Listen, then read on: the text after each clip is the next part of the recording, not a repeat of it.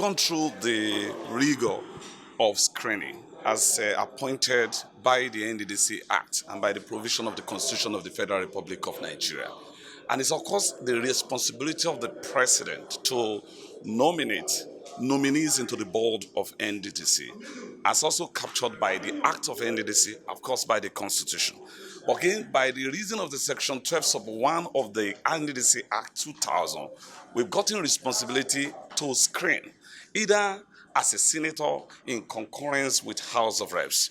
But for today, very specifically, with regards to the nominee from Ondo State on Executive Director of Project, we presented a common front. The entire senators from the Federal Republic of Nigeria, particularly from Ondo State, rejected the nominee because it's in dissonance with the essence and the spirit of the Act, that's NDDC Act Section 12 sub 1. And every other people also raised their voice in support of the spirit of that particular and the Act says you must be an indigene of the oil producing area, indigene of the oil producing community. The area is specified even in the Constitution to become local government area, and that was why the nominee of into the board as a commissioner was we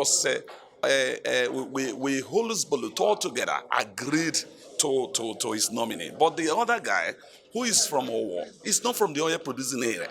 And we Holusbolu all together rejected his nominee. What is fundamental here? The law emphasized not on the competence, but on the region where you come from.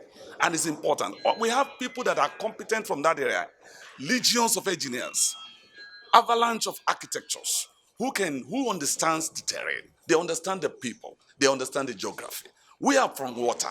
We know the problem our people are facing. These are not issues that somebody that is not from here. You can come from Nondo. It's not sufficient for you to understand the geography and the essence and the problem and the challenges the people are facing. So for me, what we are supposed to do as a legislator is to point to the president, the essence and the spirit and the content of that particular law.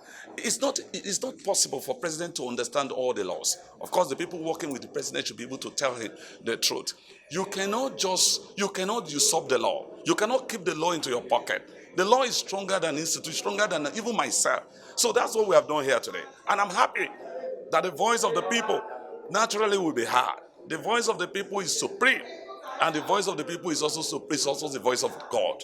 So we're not against someone who is from Ondo State, but we're only against someone who is not from that particular region.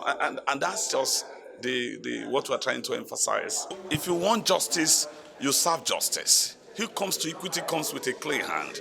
If you don't do justice, you get injustice. So if they don't do what is right with regards to this nominee, as stepping it down and bringing somebody from the oil producing area, you cannot imagine the conflagration and the issues that might emerge from it. We are rejecting that nomination, and that is the position. So I want to seize this opportunity to appeal to the president. The president is our president. Either you are in APC or you are in PDP. He's Nigeria's president. They should do their homework properly. We have a constitution. The NDDC Constitution Section 12.1 says it clearly that for you to have that type of appointment, you must come from an area where they produce oil. And the area where they produce oil is only Ilaje local government, Ilaje local government, where they produce oil. And if you look at Ilaje has been abandoned for many years. They are in the 5th position of producing oil in Nigeria. They have the longest seashore in Nigeria, and is the most abandoned seashore in the whole world. If you go to South Africa, they have 96 seaports there. Every 20 kilometers, you have a seaport. In Nigeria, Ilaje, 185 kilometers, there's no single seaport. Unemployment is heavy there. There's no industry. And this is the only opportunity you have to help people to give employment.